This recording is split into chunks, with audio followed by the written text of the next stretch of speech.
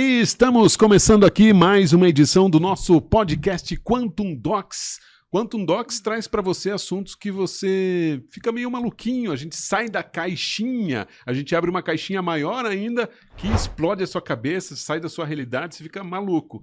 Então, se você quiser acompanhar nosso trabalho, quantumdocs.space é o nosso portal. Se quiser seguir a gente nas redes sociais, é @quantumdocs. E se você quiser estudar mais, a gente tem um canal de estudos que você pode fazer pesquisa, pode captar alguns artigos de lá, que é o estudos.quantumdocs.space. E tem mais, se você trabalha com RH ou é um coordenador de equipes, nós temos especialistas, palestrantes especialistas nessa área que falam exatamente desses assuntos, de inteligência emocional, de saúde mental, tudo para a sua empresa ficar mais equilibrada, que é o agência.quantumdocs.space. Beleza? Então fica aqui com a gente, que a gente vai falar de um assunto mais estranho ainda.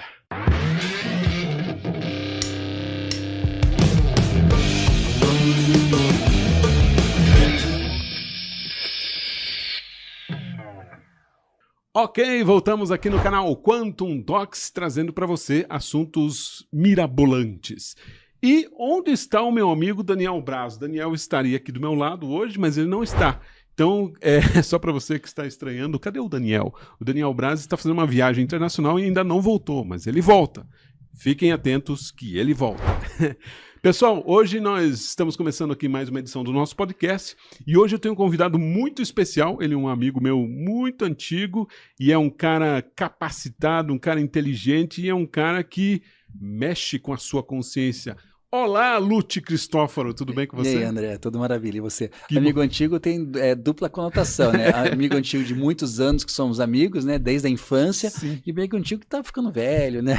Mas vamos, cabelinho branco. Vamos pensar só na infância, então. Tá certo. Deixa eu... a gente se conhece há um tempão já e, nossa, a gente sempre tá junto nesta caminhada.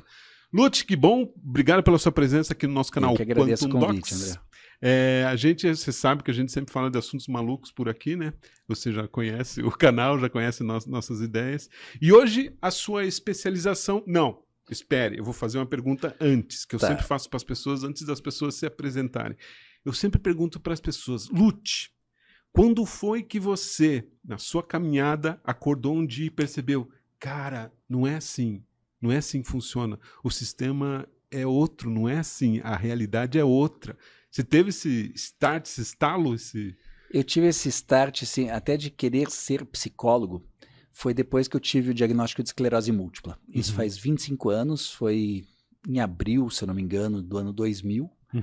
E ali a minha vida mudou, da água para o vinho, assim, abriu o chão. Eu falei, meu Deus, não sei o que está acontecendo. E não sei o que vai acontecer, né, principalmente.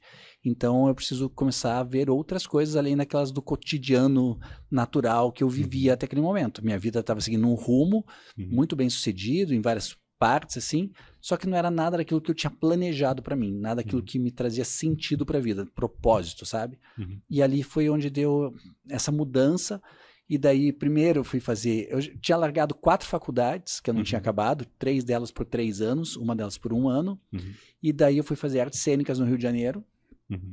E a minha primeira esposa, né, a Ângela, mãe do Gabi, ela foi fazer residência médica de endocrinologia. E daí, quando eu estava fazendo artes cênicas, a minha peça de formatura, depois de 3 anos de curso, era uma sessão de terapia em grupo, muito maluca, era uma comédia do absurdo, era muito bacana, chamada A Mente Capta, do Mauro Razzi.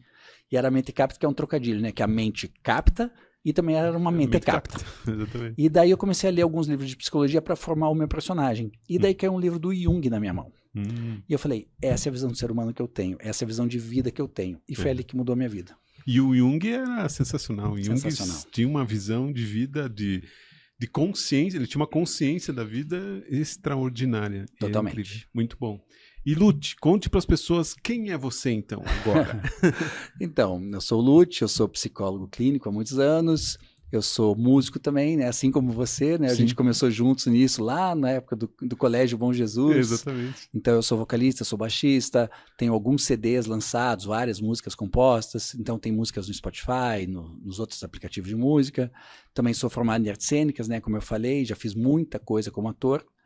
E além disso, além dessa parte profissional, eu sou pai, né? Eu sou pai do Gabriel, grande. Você também tem o Gabriel, né? Gabriel.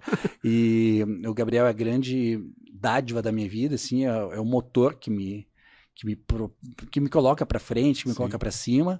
Tá com 17 anos, fazendo faculdade de medicina. Olha só. E é a grande felicidade da minha vida. Então esse sou eu. Legal. E Lute, você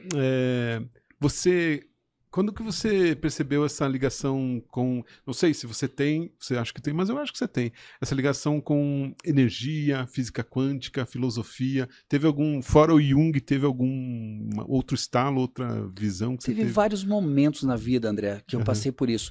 Eu lembro que ainda na época de colégio, tive uma fase da minha vida assim que eu estava muito confuso dessa questão de espiritualidade, né? Sempre fui católico, a gente estudou no colégio católico, no Bom Jesus e tudo mais. Só que chegou um momento na minha vida ali do final da adolescência que eu estava muito confuso assim com relação à espiritualidade. Meus pais tinham se separado, virei um adolescente rebelde, assim, não aceitava as coisas e tal. E daí eu comecei a procurar outras religiões. Comecei em tudo que é coisa para ver se tinham outras verdades. E nada me fez sentido, assim, eu fui no espiritismo, fui no evangélico, fui em centro de Umbanda até para conhecer, fui em todas as coisas. E daí eu caí numa religião, que na verdade não é bem uma religião, é uma filosofia chamada Mahikari, que é japonesa. Que na verdade o que eles fazem é cura através da transmissão de energia através da palma das mãos. Uma coisa que é muito comum hoje em dia, tem até uma técnica que o pessoal faz, que como é que é o nome? O Reiki? O Reiki é muito parecido com o Reiki. Que também é japonês. Que também é japonês, mas o Mahikari é um pouco mais profundo, porque ele trata outras coisas mais, profundas do ser humano mesmo. Então eu fiquei uns 2 ou 3 anos no Mahikari, sabia fazer oração em japonês, que obviamente eu não lembro, né? Porque isso faz 200 anos. E ali foi um momento que eu tive o primeiro contato com essa questão energética e que eu vi que realmente era muito forte. Sim. Sabe, eu lembro que uma vez a gente foi fazer uma expedição, assim, da Mahikari aqui de Curitiba em São Paulo. Teve uma competição lá, umas Olimpíadas da Mahikari e tal, um evento assim todo. E a gente ia para a Praça da Sé e pegava pessoas assim aleatórias que estavam andando, às vezes moradores de rua, às vezes dependentes químicos, assim, e fazia os tratamentos de aplicação de energia através da palma das mãos. E era impressionante o quanto isso mudava ali a pessoa do nada. Assim, sabe? Então ali eu comecei a ter essa percepção do quanto essa questão da energia realmente é viva, né? E que, na verdade, Deus nada mais é do que isso, né? É pura energia. É pura energia. Deus é a união de todas as coisas, a união de todos nós, e nada mais do que energia é isso, né? É pura energia. Até a gente sempre fala, né? A questão, você que estuda, inclusive, consciência, mente, pensamento, a gente sabe que a energia do pensamento é uma energia gigantesca, né? Ainda mais, eu sempre toco nesse assunto, ainda mais quando a gente fala de mães, né? As mães têm um poder energético de pensamento influenciando os filhos de uma maneira gigantesca, né? Sim. Talvez até pela questão da maternidade, por ser uma consciência, um ser que teve a origem, teve a chance de estar nesse planeta através desse ser mulher-mãe. Sim. E talvez seja essa ligação. Mas o poder do pensamento de uma mãe é gigantesco. Ponto. Agora pausa para a polêmica. Só que, o que está acontecendo hoje, Lute? O que aconteceu com as pessoas criando bebês? O que você está achando disso? De bonecos, né? Não bebês. Então, se fosse só criando bebês, que já tem muita coisa errada nas pessoas do jeito que criam bebês e crianças e tudo mais. Humanos, tem muita já tá coisa problema. errada. Exatamente. Agora, essa febre que está agora do bebê reborn, isso é uma coisa que realmente as pessoas perderam a noção da realidade, né? Sim. Claro que tem muitos casos ali onde a pessoa coloca uma questão afetiva, às vezes por uma perda de uma gravidez que não vingou, a perda de um bebê que faleceu muito cedo, ou de um filho já um pouco mais velho que também faleceu, e a pessoa compensa isso num objeto. Sim. Então ela coloca isso num bebê e que ela trata como se fosse uma criança. Talvez por não poder mais ter filhos, talvez por não ter outros filhos, então ela acaba compensando isso de uma forma. Então isso a gente até pode usar de uma forma positiva, entendeu? Principalmente se ela trouxer isso para terapia, a gente mostrar para ela que ela tem que adaptar de novo aquela realidade dela, tem que ressignificar aquele passado, entendeu? Valorizar o tempo que aquele bebê existiu, seja só na gestação, seja depois, a ter gratidão por aquela existência, pelo tempo que foi, entende? Daí a pessoa pode conseguir se curar daquele sentimento que ela tá, que é negativo, tanto que ela tá colocando num objeto. Aquele bebê nada mais é do que um objeto. Mas tem muita gente que faz isso de uma forma realmente doentia, assim, sabe? Que não tem um aspecto emocional envolvido. É só uma falta de noção da realidade. Tem muita gente que sei lá, as pessoas hoje em dia, elas buscam ser minoria em qualquer coisa que seja. Porque hoje em dia, você ser da maioria, sabe, não chama mais atenção, sabe? Não é mais valorizado você ser da maioria. Então, todo mundo quer ser minoria em alguma coisa. Então, elas começam a buscar qualquer porcaria para tentar dizer que é minoria daquilo, entendeu? Então as pessoas estão doentes num nível extremo hoje em dia. E não só nisso, da questão do bebê reborn, mas todas as outras coisas, né? E isso nós temos também um momento bobo mesmo, de bobeira. Claro eu vou seguir, eu vou comprar um bebê reborn porque a minha vizinha também tem, eu também vou ter. Tem. É modinha, questão de moda também tem. Eu vi que agora tem pet reborn. Nossa. Não bastante. Daí chegamos a um nível louco do negócio, né? Na nossa época de infância, chamava de bicho de pelúcia. Qual a diferença, bem simples, né? Mas tudo bem. Cada um com a sua loucura, né? Então. Vamos lidando. Agora, mais louco do que isso, por exemplo, agora tem aquelas... Como é que chama aquelas outras pessoas que se identificam como animais? Eu esqueci o nome. Tem um nome, eu esqueci o nome. Me deu um branco agora. Mas... a pessoa tem um nome bem engraçado até. A pessoa se identifica como um animal. Tá? Então ela diz que não é mais uma pessoa. Ele é um cachorro, ele é um gato, é não sei o quê. E agora, para piorar isso, existem competições de ability. Para esses tipos de... Entendi. Entendeu? Igual tem aqueles desfiles de cachorro. Exatamente. Então tem vídeo, assim, de um cara lá, por exemplo, todo vestido de roupinha de cachorro, e daí fazendo coisa de agachamento, de levantar a patinha, de girar e não sei o quê. Caramba. É um nível de loucura absurdo. Assim, estranho. Porque agora essa mania de... As pessoas não são mais o que elas são. Elas podem ser o que elas disserem que querem ser. Exatamente. Entendeu? Eu me identifico como tal coisa. Como uma pedra. Eu me identifico como essa luminária. Sim. Entendeu? Pô, eu quero me identificar como um milionário, então, mas eu não tenho dinheiro na minha conta, e daí? Mas eu sou. Mas eu sou, pronto. Né? Se for isso, pode ser qualquer coisa. As pessoas podem chegar num nível de loucura, tipo assim, poxa, encontra uma garota e fala assim, eu me identifico como teu namorado. Se ela falar que não, daqui a pouco ela tá começando um crime. Então. Exatamente. Entendeu? Esse nível de loucura pode chegar nesse nível, porque patamar. Hoje em dia tá assim, coisas muito pontuais, né? Eu sou branco, mas eu me identifico como negro. Por quê? Não sei, porque eu moro no Brasil, eu não sei se os meus parentes, né, antigos da Itália vieram para cá e não se envolveram com algum negro na minha família e tal, então eu posso ser negro de alguma forma e não saber. Então eu me identifico como negro.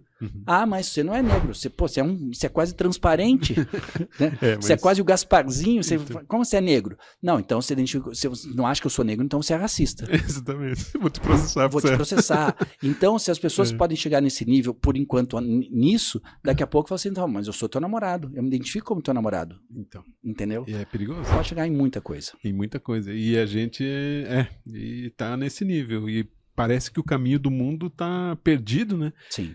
Eu não sei, eu não fui atrás disso, mas parece que essa coisa da bebê reborn parece que é só no Brasil, eu não vi em outros locais do mundo. Eu não vi também, mas deve ter em outros lugares. Essas manias, essas modas. Deve ter expandido para outras dimensões. Eu acho que não é do Brasil, não. Eu acho que começou até nos Estados Unidos. Eu acho que era alguém famoso que criou uma cópia do seu próprio filho, de sua própria filha. Eu tenho que até pesquisar mais a fundo isso. Daí parece que as pessoas queriam ter uma cópia, queriam ter um boneco que fosse igual àquele bebê daquela celebridade. E daí começou a ir o negócio. Mas a pessoa assim, por exemplo, a pessoa com um paciente que você atende, que tem um bebê reborn e que percebe que tá... Cara, eu não consigo me desvincular dele, eu criei essa mentalidade que eu preciso desse nenê. E daí você vai trabalhar isso. Só que quando essa pessoa começa a tomar caminhos de pegar esse nenê, levar num médico dizendo que ele está doente, acho que daí você está misturando com algo social que envolve daí um número maior, né, de questões. Quando começa a interferir na própria vida, né, nas próprias atividades ali, ao invés da pessoa ir trabalhar, ela não vai trabalhar porque ela tem que cuidar do bebê reborn que está com febre. Então. Sabe? Ou então, daí fala que o bebê reborn, que aquele boneco está com febre e vai para uma fila do SUS. E daí a pessoa que está lá na recepção não sabe se aquilo ali às vezes é um bebê ou não, porque está num carrinho, não sei o quê, né? Está no colo. Daí a pessoa tira a vaga de uma pessoa realmente que está precisando doente, né? do atendimento. O meu filho que faz medicina, ele ficou revoltado esses dias. Eu falei, pai, você sabia que tem gente ocupando espaço na fila do SUS para isso? Para isso. Sabe? Incrível. Então aí começa a interferir não só na própria vida, mas na vida dos outros, da sociedade em si, né? E aí começa a degringolar. Um problema. Lute, nos últimos meses a gente fez uma palestra juntos, né, falando sobre o medo. Sim. E eu acho que até você está terminando um livro sobre isso, né? Exatamente. Na verdade, eu acabei de escrever o livro, agora falta só fazer aquela parte técnica ali dele para poder lançar. Então, eu quero lançar ele principalmente primeiro como e-book na Amazon, esses canais todos, né? E daí depois, futuramente, fazer ele em livro físico. E você, ali, se fala especificamente do medo. Você acha que esse negócio do bebê reborn não é um certo medo? Pode ser, também pode estar envolvido, né, com a pessoa, pode ter ali, assim, cada caso é um caso, né? Lógico. Então pode ter gente que tenha medo, por exemplo, de ter um bebê real, né, da responsabilidade, de saber se vai saber cuidar daquela criança, de saber conseguir dar um futuro, saber conseguir sustentar e tal. Então muitas pessoas preferem um boneco e dizer que é um filho. Pronto. Então pode sim ter a ver com medo em alguns casos, mas não dá para dizer que em todos. Em todos, né? E você já escreveu o livro, mas você aborda no teu livro a questão de as pessoas terem medo, não só, agora não estou falando só do bebê reborn, mas o medo da realidade de hoje, como o mundo tá hoje, né? Como a gente tá, acho que até meio perdido, né? Acho que as pessoas vivem em função desse negocinho aqui e se perdem na questão, inclusive, de tempo. Sim. E de tempo para si, né? A pessoa acho que perde toda a noção da realidade. E você tem assim, diagnóstico de pessoas assim que perdem a realidade, tem medo da realidade, até a fobia social é isso, né? Sim. Tem pessoas que têm o medo da realidade realmente objetiva, mas eu acho que a maioria das pessoas, quando tem um problema com o medo, é o medo do imaginário, o medo que as pessoas acham que pode se tornar uma realidade. Então, por exemplo, a pessoa nunca viajou de avião, mas ela morre de medo de viajar de avião. Por quê? Então. Você já viajou, você já sofreu um risco do teu avião estar caindo e tal? Não, é porque eu vi uma vez um acidente que aconteceu. Tá, mas você nunca viu um acidente de carro? Você tem medo de andar de carro também? Não, de carro não. Daí eu pergunto, você sabia que tem muito mais gente que morre de acidentes de carro do que de acidente de avião? E agora? Daí tem gente que tem medo de elevador, tem gente que tem medo de andar do lado direito da rua, do lado esquerdo da rua. Então as pessoas vão criando os próprios medos de acordo com esses pensamentos, sabe? Quase que irracionais mesmo, sim. E esse medo acho que é mais problemático, porque o medo, eu até explico, né? Na palestra a gente falou sobre isso, né? Porque o medo ele tem uma função objetiva. Então o que é o medo? Poxa, eu me deparo com você, eu não te conheço, tal. Você chega para mim com, sei lá, com um objeto e tal, me dando uma voz de assalto, por exemplo. Daí eu vou sentir o medo de uma coisa real que está acontecendo agora. Então o meu corpo vai se preparar para aquele momento. Meus músculos vão contrair, a respiração vai ficar ofegante, o batimento cardíaco vai acelerar. Então o meu corpo vai se preparar para eu tomar uma decisão, se eu vou entrar em combate com você ou se eu vou fugir, entendeu? Então o medo e o estresse que ali aquele medo causa tem uma função. Só que o problema é que as pessoas criam medos de coisas que não são reais, que não estão acontecendo no agora. Mas poxa, quando eu sair daqui dessa nossa entrevista aqui, tiverem roubado o meu carro, o que eu faço? Acabou de criar uma realidade Acabei de criar impossível, uma realidade que não existe, que na maioria das vezes é impossível. É impossível. Entende? A gente brinca que 90% das coisas que a gente acha que vai acontecer com a gente não acontecem. E é 90%, gente. 90%. E 90% das coisas que acontecem, às vezes a gente nem imaginava. Nem imaginava, exatamente. Então é uma antecipação de uma possibilidade de um acontecimento, que muitas das vezes não acontece. E é uma pré-ocupação. Né? Exatamente, o nome já diz, né? Preocupação é pré-ocupação. Você ficar... Até tem pessoas que vivem a nostalgia do passado e vivem a angústia do futuro e nunca estão presentes, né? André, Porque esse é o grande problema da humanidade hoje. Hoje, né? É não viverem o agora. Uhum. Sabe? Ou a pessoa está sofrendo ainda por algo que já aconteceu lá atrás e ela continua sofrendo eternamente por aquilo. Uhum. Poxa, aquilo aconteceu comigo, sei lá, 10 anos atrás, foi sofrido, passei por aquilo e tal, mas eu continuo sofrendo como se fosse hoje, sabe? Não Sim. tem lógica eu sofrer pela mesma coisa, né? Eu tenho que ressignificar aquilo, entender que propósito aquilo me trouxe, que aprendizado me trouxe, né? Então, beleza, aquilo foi um acontecimento que tem que ter me melhorado de alguma forma. Do futuro nem se fala. Entendeu? Eu não posso viver na expectativa do será. Né? Porque a ansiedade nada mais é do que o será. Sim. E se acontecer isso? Não sei. Pois é. Né? Então, e daí as pessoas deixam de viver a única coisa que existe, que é o agora. Que é o presente. Entendeu? Até as filosofias orientais trabalham muito a questão do presente, do presente. As ocidentais acho que criaram essa dualidade de passado e futuro que acabaram criando essa loucura, né? E que na verdade nem existe, né? E não existe, né?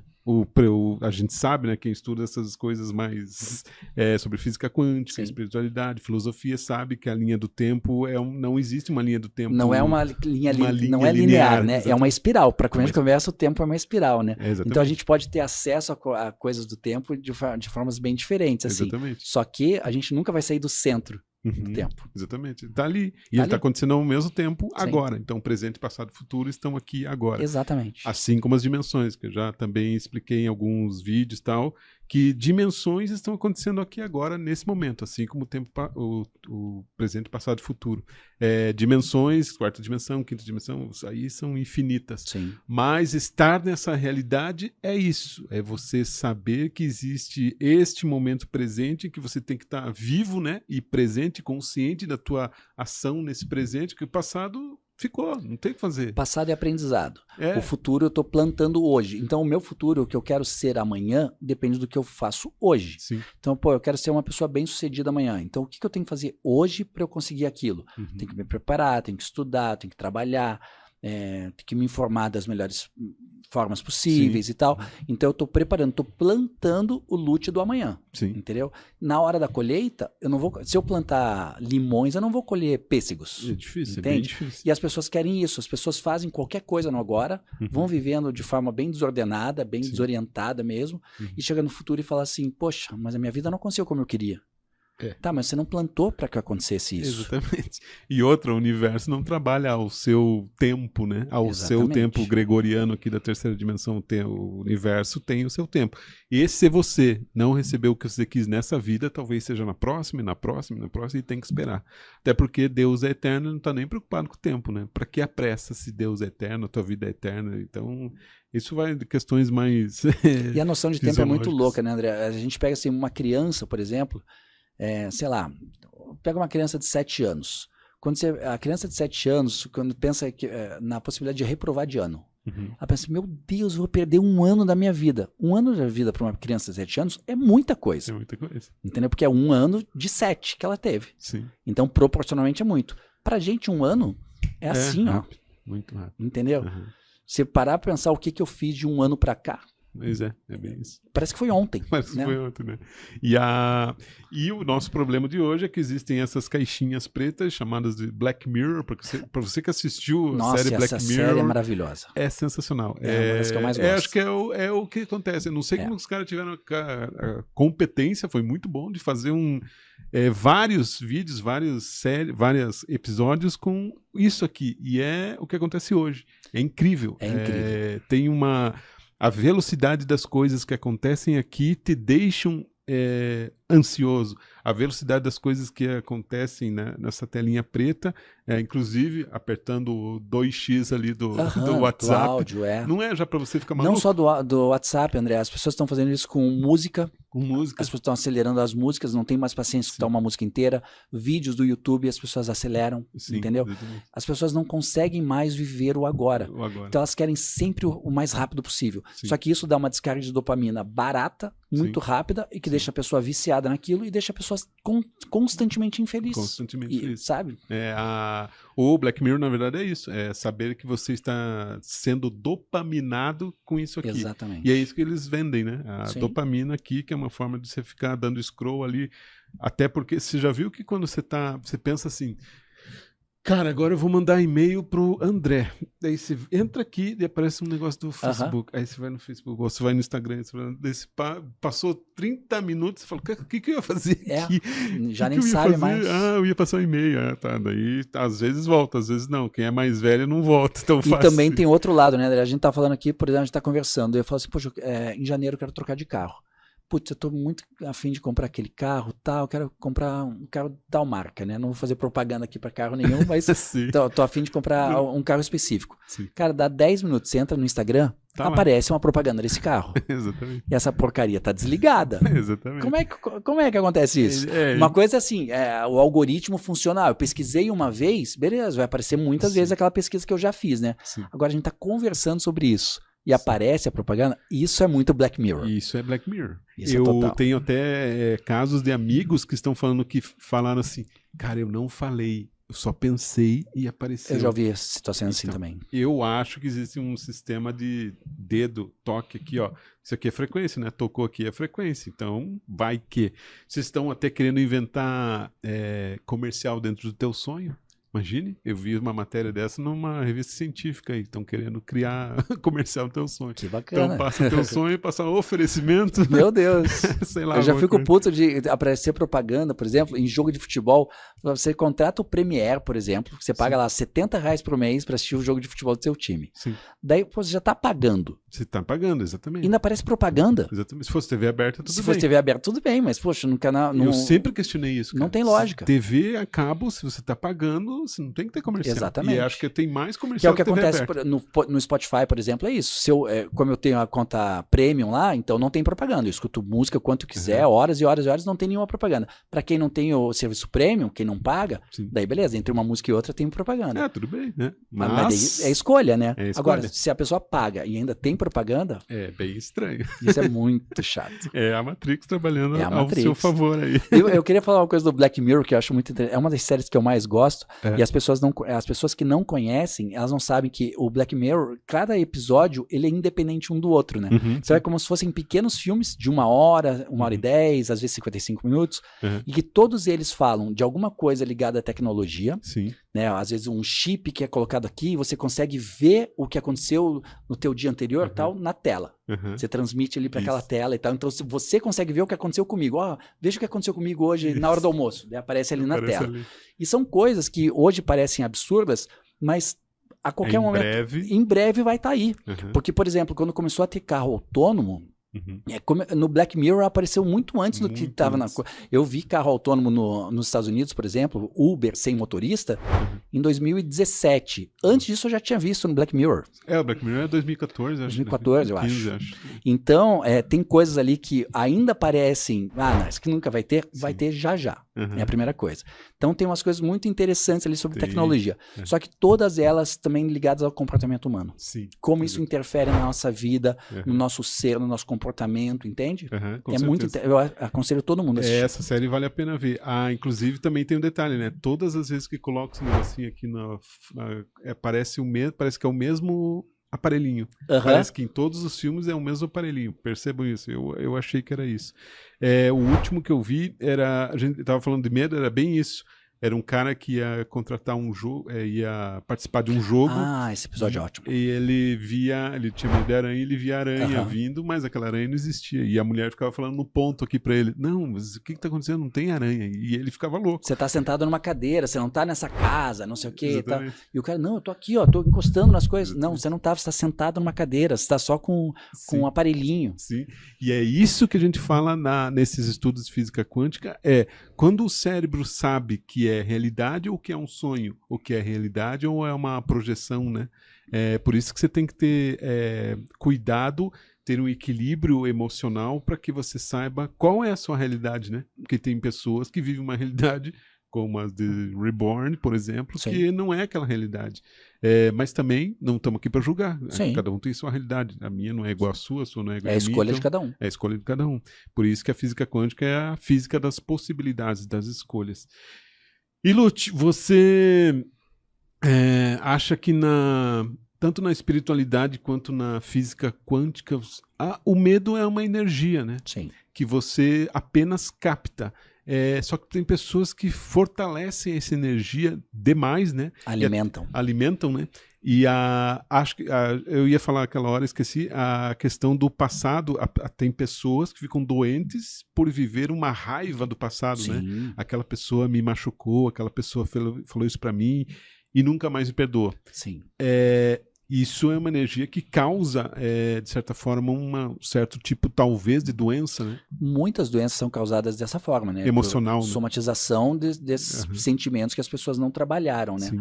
Eu sempre digo que a mágoa, geralmente, é como se fosse um carvão que você tá lá fazendo um churrasco, você pega um carvão, eu tô puto com a pessoa. Pega um carvão que tá em brasa lá na churrasqueira, falo assim, eu vou jogar na cabeça daquela pessoa. Mas enquanto eu pego esse carvão e não jogo, quem tá se machucando? Então. Sou eu, né? E talvez você nem jogue esse carvão. Talvez você ou jogue nem acerte essa pessoa, né? Sim. Então, quando você trabalha a mágoa, você está trabalhando uma dor em você mesmo. Sim. Que aquela pessoa, às vezes, nem sabe que você está magoado com ela ou não, ou que está irritado, ou que está bravo, ou que está... Entendeu? Então, a gente traz todos esses sentimentos para nós mesmos, não para outra pessoa. E a única pessoa que adoece com isso é a própria pessoa. É a própria pessoa. Entendeu? Então não tem lógica isso. Tem muita gente que vive no passado e sofre eternamente com coisas que as pessoas nem vivas estão mais. Sim, exatamente. Sabe? A pessoa tá... Poxa, eu não volto a morar em Curitiba porque eu me separei aí em Curitiba e sofri muito porque o meu ex-marido casou com uma outra mulher e foram cruéis comigo e não sei o que e tal. Só que essa pessoa já morreu há 200 anos e a pessoa não volta mais a morar aqui, mora num lugar pior. Ela fala que Curitiba é uma cidade ruim. Daí Curitiba é o problema, Define que é ruim. E é essa energia que aqui, através dos estudos da física quântica, que fala assim, essa energia, na verdade, é uma antimatéria que vai grudar em você. A antimatéria é um miasma, e esses miasmas se transformam nessas doenças, as doenças que são criadas no emocional, psicossomáticas, que vão grudar em você e vão se tornar algum tipo de doença, um câncer, sei lá, o que for. A minha doença, André, eu tenho esclerose múltipla, né, 25 anos. Eu tive no ano 2000 o diagnóstico, eu tive em 98 o primeiro episódio, assim, eu tive um surto que foi uma neurite óptica, que é uma inflamação no nervo óptico. Eu acordei do dia pra noite, assim, com a minha visão parecia que era um vidro aqueles jateados, assim, todo branco, então eu não conseguia enxergar nada. E uma dor absurda, parecia que tinha uma agulha de tricô enfiada no meu olho e alguém esmagando meu olho ao mesmo tempo, tudo ao mesmo tempo ali. Mas foi uma coisa que eu falei, poxa, será que eu dormi de mau jeito? O travesseiro, uma ponta do travesseiro entrou no meu olho e machucou, né? Peguei, fui no oftalmologista, fizemos lá todos os exames e tal, fui pra neuro, fiz ressonância magnética, fiz um monte de exame, não apareceu nada, né? Que era a primeira vez até. Daí eu lembro que no final ele falou, é uma neurite óptica, uma inflamação no nervo óptico, você vai internar, fazer pulsoterapia com corticoide, com doses altas na veia, 5 dias e tudo mais. O meu medo é que fosse esclerose múltipla. Eu lembro até hoje do médico, do oftalmo falando isso. Graças a Deus não é, então é só uma neurite óptica, vai internar e tudo bem. E realmente, passou 15 dias, melhorei 100%, a visão passou, voltou, a dor passou, tudo bem. No ano 2000 eu tive de novo a mesma coisa. Daí eu pensei, é só uma neurite óptica de novo, é só internar, fazer o corticoide, tá tudo certo. Só que daí com os exames apareceu a esclerose.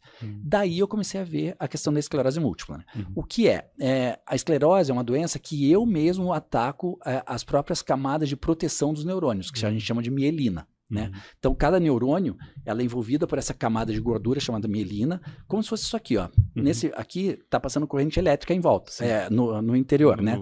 Essa capa de borracha serve para proteger, né? Para não ficar saindo corrente elétrica aqui para qualquer lugar, machucar a gente, ou não funcionar, né?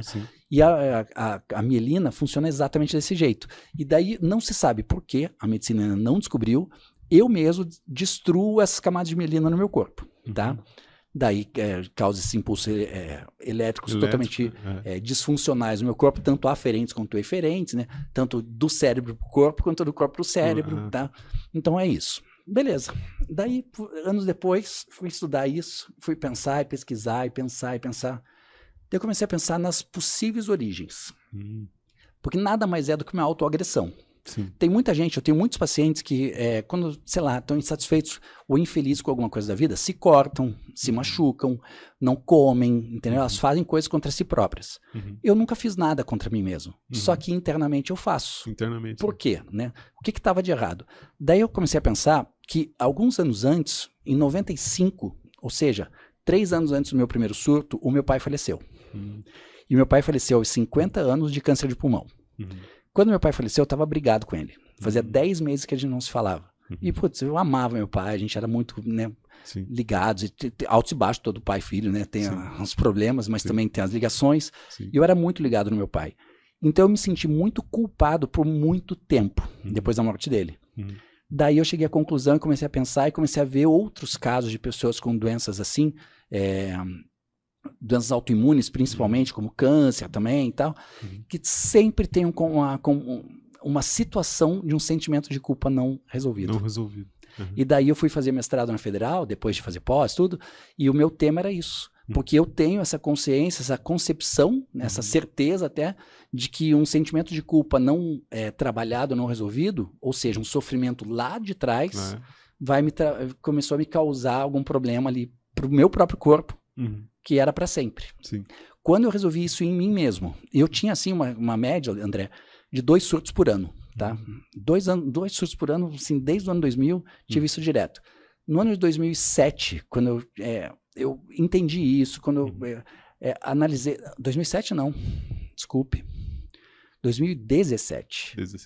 17. Quando eu percebi isso e trabalhei isso em mim, parei de cuidar só dos pacientes, comecei a olhar para mim mesmo e tal, e eu querer ser o meu psicólogo e tal, eu resolvi isso com meu pai, fiz as pazes com meu pai já morto e tudo mais, resolvi as questões da mágoa e tal, eu não tive mais surto. De 2017 para cá eu não tive nenhum surto, entendeu?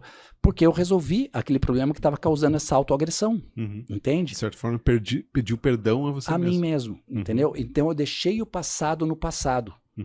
Então eu tenho gratidão pelo meu pai, não tenho nenhuma mágoa por ele, ele acertou e errou, eu acertei e errei, e tá tudo certo. Então, graças a tudo que a gente viveu, eu sou o que eu sou hoje, entendeu? E pronto. Tá ótimo. Então, isso é ressignificar o passado. E aprenda a dizer perdão. Né? Aprenda a pedir perdão. Pedir o perdão, e aprenda a perdoar. A perdoar, exatamente. Tanto a si mesmo quanto aos outros. Exatamente. Porque daí a vida flui. Aí o ciclo da vida flui. É energia, gente. Não tem o que falar. É energia.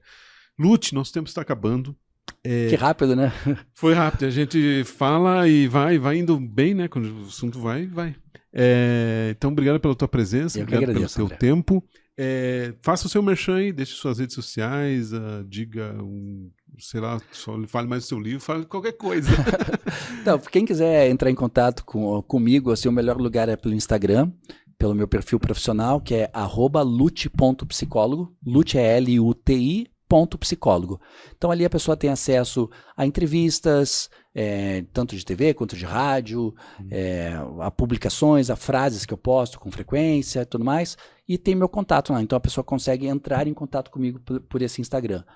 Eu tenho também vários vídeos no YouTube, também das entrevistas e tudo mais, então pelo meu Instagram a pessoa consegue ter acesso daí ao meu YouTube, e que mais? E das músicas, que é uma parte também que é muito viva na minha vida, que eu amo demais, assim, me manda mensagem no Instagram que daí eu passo certinho, mas eu tenho, por exemplo, 2 CDs lançados no Spotify, um da minha última banda que chamava Banda Top 20, então se a pessoa quiser pesquisar, ela tem que escrever Banda Top 20, é por isso até que mudou o nome agora, porque a pessoa colocar só Top 20, aparece um monte de coletânea. Aparece essas músicas, 20 músicas 20 melhores músicas de qualquer coisa. Da China. Daí, exatamente. Daí, então a pessoa tem que escrever Banda Top 20, daí vai aparecer o nome do CD, que é Ilusão dos Sentidos, daí estão lá as 13 músicas desse álbum. Daí tem um CD da banda anterior que chamava Cromossomos Vadios. Lembro desse. Você lembra? E é engraçado, né? Que o nome da banda foi uma piada que a gente fez de Cromossomos Vadios, que era para fazer um trocadilho com o nome, né? De Como Somos Vadios. E a ideia anterior até era como a gente ia fazer tipo cromossomos bonitos. Daí a gente olhou um pro outro e falou assim: não somos. Não vai dar certo. Não vai dar certo. Daí a gente brincou e virou Cromossomos Vadios. E alguns anos depois eu tive a esclerose múltipla. Olha as loucuras que acontecem, né? Mas se a pessoa colocar então Cromossomos Vadios no Spotify, no Deezer, qualquer lugar, também vai aparecer o CD lá que chama Arte de Sonhar, que é bem bacana, e tem um single lá chamado Olhos Nus, que é bem bacana também. E se a pessoa colocar Lute Cristóforo no Spotify, também aparece um monte de single que eu lancei solo. Daí tem várias músicas que eu toco sozinho, que eu toco bateria eletrônica, baixo, guitarra, violão, teclado e canto. Daí tem músicas próprias, tem composições próprias, tem regravações de outros artistas e tem até uma versão do Eros Ramazzotti que eu fiz em português, é bem legal. Que legal. Então tem material para quem quiser. Dá para passar o fim de semana escutando música. Maratonando, é legal. E o Lute, se você quiser, também faz parte lá da nossa agência QuantumDocs.space, com palestras, né? O Lute é um excelente palestrante, excelente treinador para essas coisas de saúde emocional, inteligência espiritual e inteligência emocional. Gestão de equipes também, eu que trabalhei muito tempo com gestão de equipes e área comercial. Sim, é verdade, né? É verdade. Então é um exemplo, tá aqui, um exemplo de uma boa palestra, um bom treinamento você terá na sua empresa ou onde você quiser também. Lute, então, obrigado pela sua presença. Eu que agradeço. Volte André. sempre, as portas estão sempre abertas e é isso aí. Então a gente termina aqui mais uma edição, mais um episódio aqui do canal Quantum Docs. E fique ligado nas nossas redes, em todos os nossos canais, tem aqui na descrição, nos comentários, tá por aí. E não esqueça, se você está por aqui, é porque estamos conectados. Até a próxima, valeu!